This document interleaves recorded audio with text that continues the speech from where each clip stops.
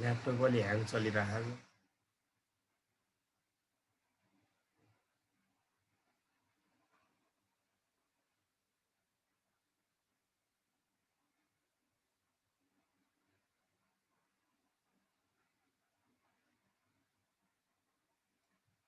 ल chapter 12 basic financial statement यहाँबाट चाहिँ हामीलाई लङ क्वेसन आउँछ एउटा कहिलेकाहीँ लङ आएन भने चाहिँ तपाईहरुलाई 10 मार्क्सको चाहिँ फिक्स हुन्छ है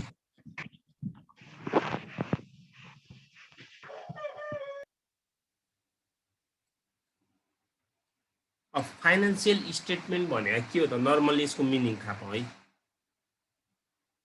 कुनै पनि कम्पनीले एक आर्थिक वर्षमा आफ्नो आफ्नो कम्पनीको फाइनान्सियल पोजिसन कस्तो छ भनेर थाहा पाउनको लागि तयार पारिने स्टेटमेन्ट नै के हो त फाइनान्सियल स्टेटमेन्ट हो है यो हरेक वर्षको अन्तिममा कम्पनीले तयार पार्छ अब कुनै कुनै हरेक वर्षको अन्तिममा भन्नाले अब हाम्रो नेपालको कन्टेन्टमा चाहिँ नर्मल्ली चाहिँ कहिले हुन्छ इन्ड अफ असाढ हुन्छ है अब यदि इङ्ग्लिस डेट अनुसार कुनै कम्पनी सञ्चालन भइरहेको छ भने चाहिँ इन्ड अफ दि डिसेम्बरमा उसले यो प्रिपेयर गर्ला है अब त्यो कम्पनीको अनुसार पनि हुन्छ नर्मल्ली चाहिँ के हुन्छ त एक आर्थिक वर्षको अन्तिममा चाहिँ तयार पार्ने स्टेटमेन्ट हो अब यो किन तयार पारिन्छ त भन्नु होला कम्पनीको वृद्धि विकास र कम्पनी एक्सपान्सनको लागि चाहिँ हामीले अब कम्पनीको फाइनान्सियल अवस्था कस्तो छ विक छ कि स्ट्रङ छ अथवा मिडियम छ कस्तो छ भनेर त थाहा पाउनु पर्यो नि त हैन कम्पनीलाई तपाईले कन्टिन्यू सञ्चालन गर्नको लागि पनि गर्नुपर्छ यदि तपाईले फाइनान्सियल स्टेटमेन्ट हरेक वर्षको अन्तिममा गर्नु भएन र त्यो अनुसार तपाईले कुनै पनि एक्सन चाल्नु भएन भने कम्पनी के हुन सक्छ डुब्न सक्छ र कम्पनी बन्द गर्नुपर्ने कन्डिसन पनि आउन सक्छ क्या है त्यही भएर हामीले हरेक वर्षको एउटा फाइनान्सियल म्यानेजर अथवा एकाउन्टेन्टले बेसिक फाइनान्सियल स्टेटमेन्ट भनेर हाम्रो हरेक वर्षको अन्तिममा तयार पार्नुपर्छ है अब यो फाइनान्सियल स्टेटमेन्टमा नर्मल्ली हामीले प्रिपेयर गर्नुपर्ने इन्कम स्टेटमेन्ट हो तपाईहरुले 11 12 मा पढेर आइसक्नु भएको छ ट्रेडिङ र पिएल एकाउन्ट भन्नुभएको थियो नि हो त्यही ट्रेडिङ एकाउन्ट र पिएल एकाउन्टको यहाँ एग्रिगेट नै इन्कम स्टेटमेन्ट र हाम्रो यो retain earning statement of retain earning भन्ने यो दुईटा हामीले बनाउनु पर्छ क्या अनि balance sheet statement of change in shareholder equity र क्याश फ्लो स्टेटमेन्ट हामीले क्याश फ्लो स्टेटमेन्टको डिटेल पढिसक्यौँ अब यहाँ पढ्नु पर्दैन मिक्स खाले क्वेसनमा चाहिँ हामी एउटा दुईटा क्वेसन गर्छौँ है अब इन्कम स्टेटमेन्ट भने के हो त इन्कम स्टेटमेन्ट पनि के हो इन्कम स्टेटमेन्टबाट के फाइन्ड आउट हुन्छ भन्नुस् त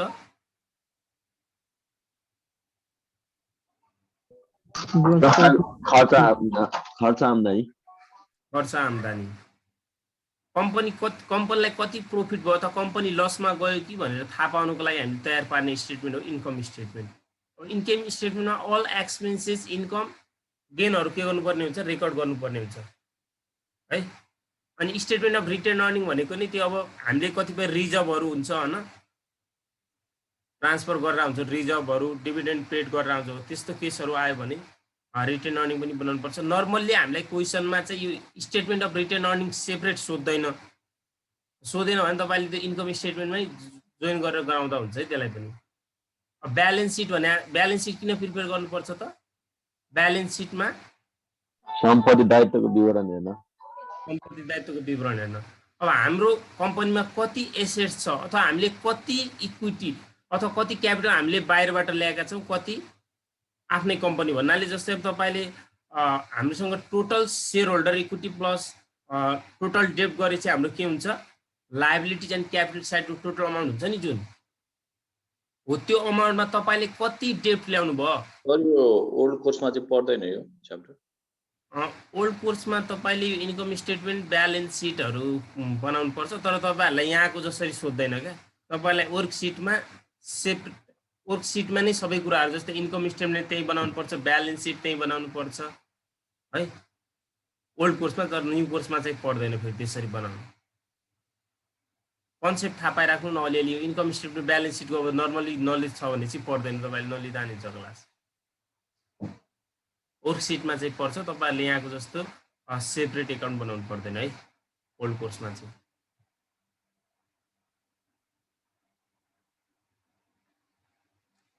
ब्यालेन्स सिट भने ब्यालेन्स सिट आफ्नो कम्पनीको फाइनान्शियल पोजिसन भनेको एसेट्स लायबिलिटिज र ओनर्स इक्विटी फन्डको बारेमा थाहा पाउनुको लागि तयार पार्ने स्टेटमेन्ट भने ब्यालेन्स सिट भइहाल्यो है। अब यो statement of change in share holder equity, share holder इक्विटीमा मानौ तपाईँसँग पहिला लास्ट इयर कति थियो, सेयर होल्डर इक्विटी फन्डबाट 1 मिलियन तपाईँले क्यापिटल रेज गर्नु भएको थियो र नेक्स्ट इयर करेन्ट इयरमा 2 मिलियन गर्नु भएको छ भने चेन्ज कतिले चेन्ज भयो त, अथवा कम गर्नुभयो कि बढी गर्नुभयो पहिला भन्दा, सेयर होल्डर इक्विटी कतिले चेन्ज भयो भनेर थाप दिनेको लागि तयार पार्ने स्टेटमेन्ट भने सेयर होल्डर इक्विटी भयो। क्यास फ्लो स्टेटमेन्टको त हामीले पढिसक्यौँ है। क्यास फ्लो स्टेटमेन्ट भने के भन्नुहोस् त, क्यास फ्लोको मेन अब्जेक्टिभ के हो?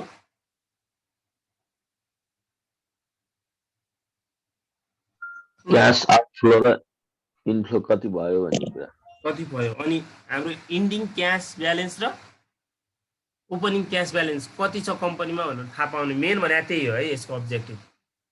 कम्पनीबाट कति क्यास आउटफ्लो भयो, कति इनफ्लो भयो, र ओपनिङ क्यास ब्यालेन्स कति थियो र इन्डिङ क्यास ब्यालेन्स कति छ भनेर थाहा पाउनुको लागि तयार पार्ने स्टेटमेन्ट क्यास फ्लो स्टेटमेन्ट हो, जसमा चाहिँ हामीले क्यास ट्रान्जेक्सनहरू मात्र रेकर्ड गर्थ्यौँ।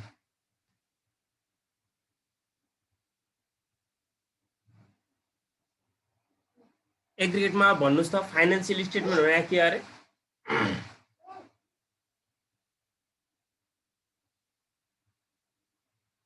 के बुझ्नुभयो फाइनेन्सियल स्टेटमेन्ट भने?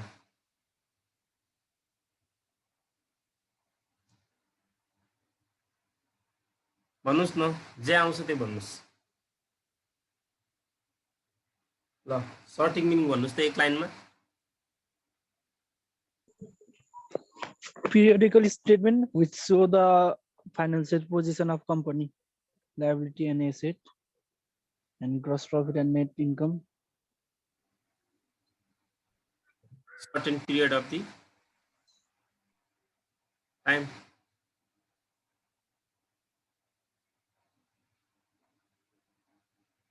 त्यही हो है मेन मिनिङ भनेको। तपाईहरुले भन्नुला नर्मली वर्षको अन्तिममा बनाइन्छ, तर कुनै कुनैले अब यो अहिले चाहिँ कस्तो छ भने चाहिँ कम्पिटिटिभ एकदमै कम्पिटिसन मार्केट छ। अब तपाईहरुले आफ्नो कम्पनीलाई बजारमा मतलब बजारमा ल्याउनु चलाउनको लागि त के गर्नुपर्ने हुन्छ, एकदमै तपाई कम्पनी त स्ट्रङ हुनु पर्यो नि त। कम्पनीलाई स्ट्रङ बनाउनको लागि के हुनु पर्यो, फाइनान्शियल स्टेटमेन्ट फाइनान्शियल पोजिसन पनि कस्तो हुनु पर्यो त, कम्पनीको स्ट्रङ हुनु पर्यो अथवा राम्रो हुनु पर्यो। स्ट्रङ भने त्यो तपाईले त्यो कम्पिटिटिभ मार्केटमा पनि तपाईले आफ्नो कम्पनीलाई के हुन सक्नु पर्यो त, कन्टिन्यू रनिङ गर्न सक्नु पर्यो क्या। अनि मात्र तपाईले एउटा के हुन सक्छ त, at the end of the टाइममा गएर आफ्नो गोल एचिभ गर्न सक्नुहुन्छ कम्पनीले है। ल अब यसमा हामीले इन्कम स्टेटमेन्ट बनाउँदाखेरि चाहिँ यो इन्कम स्टेटमेन्टमा नर्मली यो कम्पोनेन्ट सबैलाई थाहा छ। Types of income statement, single income statement र मल्टी स्टेप इन्कम स्टेटमेन्ट बनाउँछन्। अब सिंगल स्टेप इन्कम स्टेटमेन्ट तपाईलाई जुन कम्बाइन टाइपको क्वेसनमा तपाईले सिंगल स्टेप इन्कम स्टेटमेन्ट बनाउँदा पनि हुन्छ। नर्मली हामीले त्यो सिंगल स्टेप इन्कम स्टेटमेन्ट यहाँ बनाउँदैनौँ, मल्टी स्टेप इन्कम स्टेटमेन्ट बनाउँछ है। अब मल्टी स्टेप इन्कम स्टेटमेन्ट पनि income statement based on Nepal company act भनेको 2063 अनुसार बनाउँछ, र अर्को income statement based on Nepal financial reporting standard NFRS अनुसार पनि प्रिपेयर गर्छ। तपाईले कुन अनुसार जाँचमा सोध्यो त, अब नेपाल कम्पनी एक्ट 2063 अनुसार सोधेको छ भने त्यसरी बनाउनु पर्यो, हैन तपाईलाई एनएफआरएस बेसमा सोधेको छ भने चाहिँ एनएफआरएस बेसमा प्रिपेयर गर्नु पर्यो। एनएफआरएस को हामी सेपरेट क्लास नै लिन्छौँ, 2-3 वटा क्लास लिन्छौँ। आज हामी यो नेपाल कम्पनी एक्ट 2063 अनुसार इन्कम स्टेटमेन्ट कसरी बनाउने भनेर गर्छ है। ल यसको फर्मेट हेर्नुस् त, सिंगल स्टेप इन्कम स्टेटमेन्ट भनेको डट कम्पनी फर द पिरियडमा भने। अब हेर्नुस् त यसमा अरु के हैन, तपाईले पढेर आइसक्नु भएको छ, नर्मल कुरा हो। नेट सेल्स रेभन्यू, सेल्स रेभन्यूमा अदर रेभन्यूहरु सबै जोड दिने, टोटल रेभन्यू आयो। टोटल रेभन्यूमा हामीले लेस एक्सपेन्सेस एन्ड लसेसहरु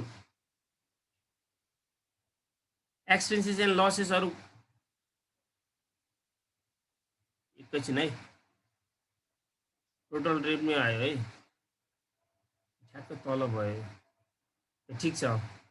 हाम्रो टोटल रेभन्यू आयो, अनि कस्ट अफ गुड्स सोल्ड तपाईले cost of goods sold direct दिएको छ भने डाइरेक्ट राख्नुस् कस्ट अफ गुड्स सोल्ड कसरी निकाल्ने भनेर हामीले सिकिसकेका छौं कस्ट अफ गुड्स सोल्ड कसरी आउँछ भन्नुस् त सेल्स माइनस ग्रोस प्रॉफिट गर्दा पनि आउँछ अथवा ओपनिङ स्टकमा परचेज रिलेटेड अल एक्सपेन्सेसहरु जोड्ने carriage inward custom duty minus closing stock गर्दा पनि हाम्रो के आउँछ त कस्ट अफ गुड्स अथवा कस्ट अफ सेल्स को भ्यालु आउँछ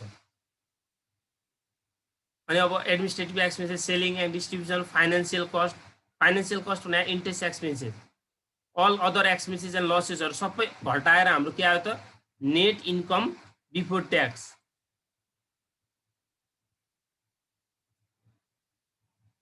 नेट इन्कम बिफोर ट्याक्स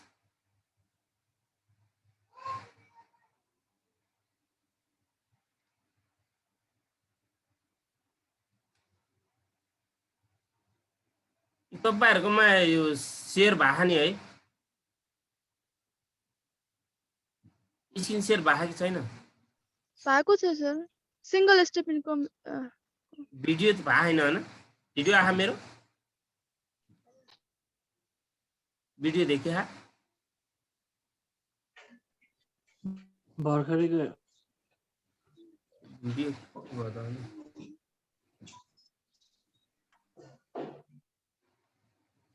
छ हैन अहिले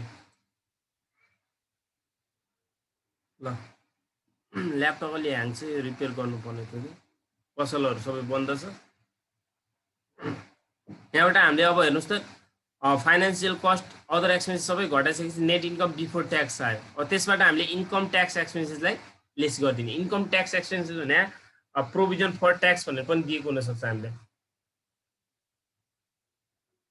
यसपछि हाम्रो के आयो त नेट प्रॉफिट आफ्टर ट्याक्स आयो अब सेम कुरा यही हो फेरि अर्को हाम्रो मल्टी स्टेप इन्कम स्टेटमेन्ट अरु केही हैन तपाईले टपिकहरुलाई चाहिँ हामीले सेपरेट गर्ने हो अरु सेम हो यस है अब हेर्नुस् त dot dot company multi step income statement for the period particular amount अब सेल्स रेभेन्यूमा हामीले पहिला डाइरेक्ट नेट सेल्स राख्थ्यौं अब यहाँ चाहिँ लेस गर्नु पर्यो यहाँनिर माइनस गर्ने यदि सेल्स रिटर्न छ भने चाहिँ माइनस गर्नु सेल्स डिस्काउन्ट एन्ड अलाउन्सहरु छ भने त्यसैसँग यो घटाएर यहाँ राख्ने अनि lace cost of goods sold अब हामीले यहाँ चाहिँ कस्ट अफ गुड्स सोल्ड भनेको के हो सबै अलग सेपरेट देखाउँछ है ओपनिङ स्टकलाई जोड्छौं पर्चेजलाई जोड्छौं पर्चेज नेट भनेको मैले यहाँ पर्चेज रिटर्न यसैमा समावेश गर्दिए है कसैले पर्चेज रिटर्नलाई मुनि राख्छ भने चाहिँ यहाँ माइनस गर्नु होला अनि प्लस पर्चेज रिलेटेड एक्सपेन्सेसहरु भनेको अब सबै पर्चेज रिलेटेड खर्चहरु यसमा जोड्ने अनि माइनस क्लोजिङ स्टक गर्दा यो अमाउन्ट यहाँ आयो हाम्रो यो अमाउन्ट भने कस्ट अफ गुड्स सोल्ड हो यो घटाइसकेपछि हाम्रो आयो ग्रस प्रॉफिट आयो हेर्नुस् है ग्रस प्रॉफिटबाट लेस अपरेटिङ एक्सपेन्सेसहरु अपरेटिङ एक्सपेन्सेसमा हाम्रो आई नम्बरमा जेनरल एन्ड एडमिनिस्ट्रेटिभ एक्सपेन्सेसहरु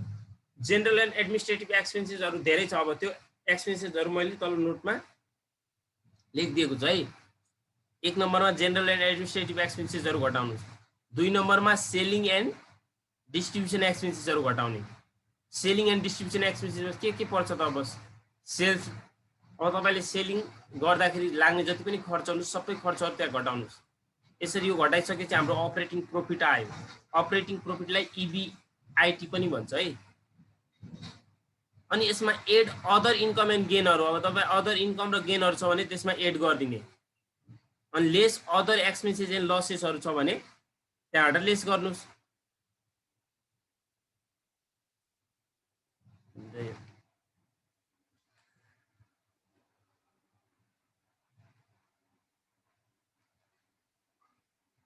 अपरेटिङ प्रॉफिटमा यो अदर इन्कमहरु जोडेर हैन यो जोडेर तपाईको माइनस प्लसमा आए प्लसमा राख्नुस् माइनसमा आए माइनसमा राख्नु होला है एकछिन है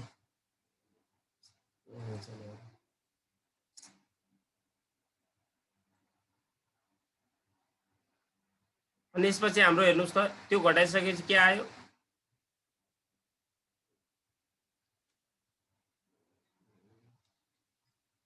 प्लसमा आएपछि प्लसमा माइनसमा आएपछि माइनसमा राख्नु छ यहाँनिर अनि net profit before interest and tax त्यो अमाउन्ट आयो त्यसबाट अब फाइनान्शियल कस्ट भने इन्ट्रेस्ट एक्सपेन्सेसलाई घटाइदिनुस् फेरि के घटाउनु पर्यो इन्कम ट्याक्स एक्सपेन्सेस अथवा प्रोभिजन फर ट्याक्सलाई घटाइदिनुस् त्यो घटाइसकेपछि हाम्रो आयो नेट प्रॉफिट आफ्टर ट्याक्स यो सर्ती तपाईको इन्कम स्टेटमेन्टको है सम्झिनुस् त मल्टी स्टेपमा सेल्स रेभेन्यू पछि के घटाउने? Cost of goods. Cost of sales रेभेन्यूमा यदि sales return, sales discount and अलाउन्सहरू छ भने चाहिँ नेट सेल्सको भ्यालु सेकेन्ड अमाउन्ट कोलममा राख्ने। अनि त्यसपछि less cost of goods sold अथवा कस्ट अफ सेल्स घटाउनुहोस्। कस्ट अफ सेल्समा पर्ने कुराहरू तपाईँले सरसरी थाहा पाइसक्नु भएको छ। त्यो घटाइसकेपछि हाम्रो ग्रस प्रफिट आयो। ग्रस प्रफिटमा चाहिँ हामीले अपरेटिङ एक्सपेन्सेसहरू घटाउने। अपरेटिङ एक्सपेन्सेसमा सुरुमा 1 नम्बरमा छ जेनरल एन्ड एडमिनिस्ट्रेटिभ एक्सपेन्सेस, त्यो घटाउने। जेनरल एन्ड एडमिनिस्ट्रेटिभ घटाइसकेपछि सेलिङ एन्ड डिस्ट्रिब्युसन घटाउने सेकेन्डमा। त्यो घटाइसकेपछि आएको अमाउन्टलाई हामी अपरेटिङ प्रफिट भन्छौँ। अपरेटिङ प्रफिटमा एड गर्नुहोस् अदर इन्कम एन्ड गेनहरू, लेस गर्ने अदर एक्सपेन्सेस एन्ड लसेसहरू लेस गर्नु। त्यो लेस गरिसकेपछि net profit before interest and tax आउँछ। त्यसपछि इन्ट्रेस्ट एक्सपेन्सेस भने फाइनेन्सियल कस्ट र इन्कम ट्याक्स एक्सपेन्सेस अथवा प्रोभिजन फर ट्याक्स घटाउनुहोस्, नेट प्रफिट आफ्टर ट्याक्स आउँछ। अब नोटमा हेर्नुहोस् त, जेनरल एन्ड एडमिनिस्ट्रेटिभ एक्सपेन्सेस भने के हो त? Depreciation on fix assets. Depreciation on fix asset भने डेप्रिसिएसन अन फर्निचर होला, depreciation on plant and machinery होला, डेप्रिसिएसन अफ इक्विपमेन्ट, जे पनि हुनसक्छ। अल फिक्स एसेट्सको डेप्रिसिएसन छ भने चाहिँ राख्नुहोस्। अनि अमोर्टाइजेसन अफ इन्टान्जिबल फिक्स एसेट्स, अमोर्टाइजेसन अब तपाईँले goodwill return of, patent return of यिनीहरू हुन्छ नि, तिनीहरूको पनि के राख्नुहोस्? अमोर्टाइजेसन खर्च। अमोर्टाइजेसन भने त्यही रिटर्न अफ भन्छ, यसलाई नर्मली डेप्रिसिएसन भन्दैन, त्यही भएर अमोर्टाइजेसन भन्छ है। अमोर्टाइजेसन रिटर्न अफ भन्छ। अनि स्यालेरी, रेन्ट, लिगल एक्सपेन्सेसहरू, इन्सुरेन्स प्रिमियमहरू, स्टेसनरी, सप्लाइज एक्सपेन्सेस, अडिट फिजहरू, अदर अफिस रिलेटेड एक्सपेन्सेस भनेको सबै अफिस रिलेटेड खर्चहरू जेनरल एन्ड एडमिनिस्ट्रेटिभ एक्सपेन्सेसमा पर्यो। जेनरल एन्ड एडमिनिस्ट्रेटिभमा के पर्छ? तपाईँले झुकेर जेनरल एन्ड एडमिनिस्ट्रेटिभको सेलिङमा राख्नुभयो, सेलिङको एडमिनिस्ट्रेटिभमा राख्नुभयो भने नि एकाध पोइन्ट झुकेर राख्नुभयो मिस्टेक मानिँदैन। तर नर्मली तपाईँले थाहा पाइहाल्नुहुन्छ अफिसमा हुने खर्चहरू जेनरल एडमिनिस्ट्रेटिभमा परिहाल्यो सबै है। अनि सेलिङसँग रिलेटेड त अब सेलिङ एन्ड डिस्ट्रिब्युसन भइहाल्यो। सेलिङमा हेर्नुहोस् त, अब एडभर्टाइजिङ एन्ड प्रमोसन भने अब एडभर्टाइजिङ विज्ञापन गर्दाखेरि सेलिङमा लाग्ने खर्च हो। फ्री स्याम्पल भनेको यो पनि तपाईँको एक वान टाइप्स अफ एडभर्टाइजमेन्ट हो। कसैले तपाईँले कुनै अब भर्खरै लन्च भएको एउटा नयाँ कम्पनी छ, उसले केही प्रोडक्टहरू के गरिरहेछ, प्रड्युस गर्यो भने चाहिँ अब त्यो मार्केटमा त्यो प्रोडक्टलाई त चिनाउनु पर्यो। मार्केटमा चिनाउनुको लागि उसले के गर्छ भन्नुहोस् त, सुरुमा फ्री स्याम्पल भनेको फ्रीमा आफ्ना वस्तुहरूलाई वितरण गर्छ के ग्राहकहरूलाई।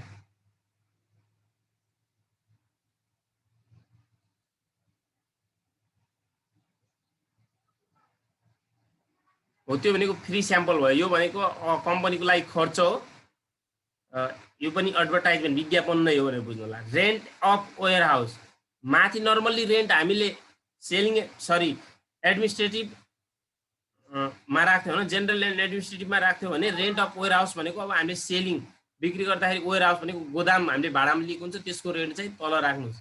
सेल्सम्यान स्यालेरीहरू, अलाउन्सहरू, अरू अफिसको रेन्ट त माथि नै राख्ने होला नि सर, अफिस एक्सपेन्सेसमा होइन? हजुर जनरल एक्सपेन्सेस राख्ने होला नि त अफिसको त्यो रेन्ट त, त्यो वेयर हाउसको भएर सेलिङमा राख्यो होइन के हो?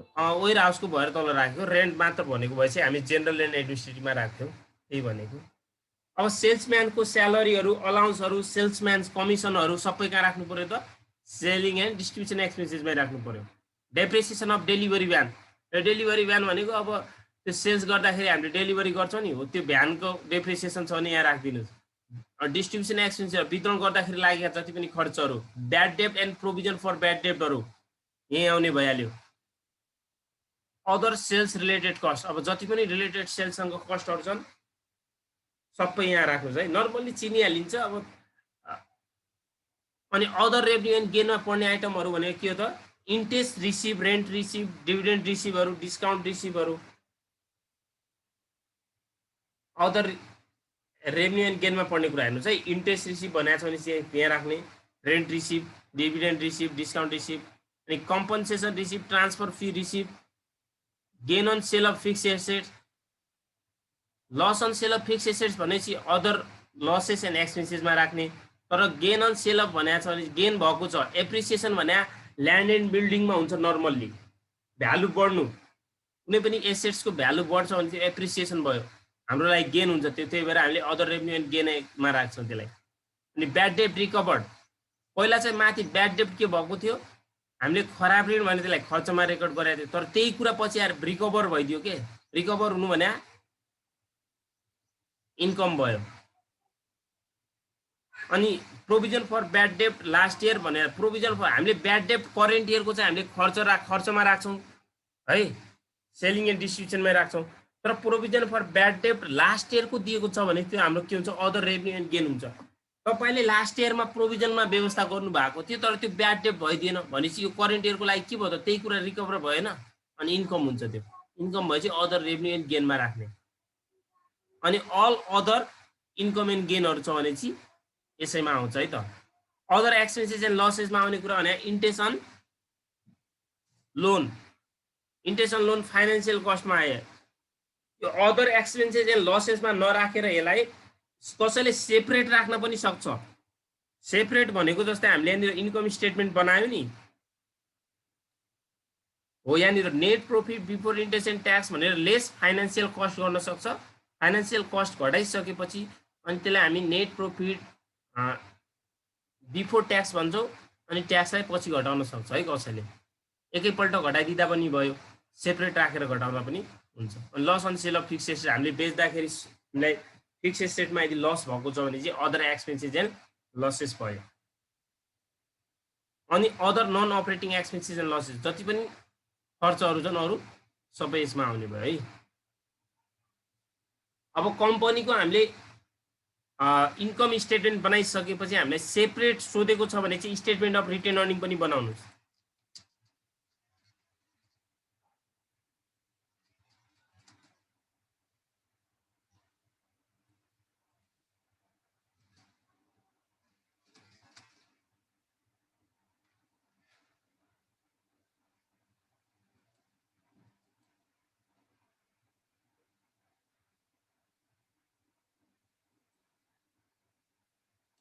ल स्टेटमेन्ट अफ रिटेन अर्निङ आज ल्यापटपले भगादेला जस्तो छ।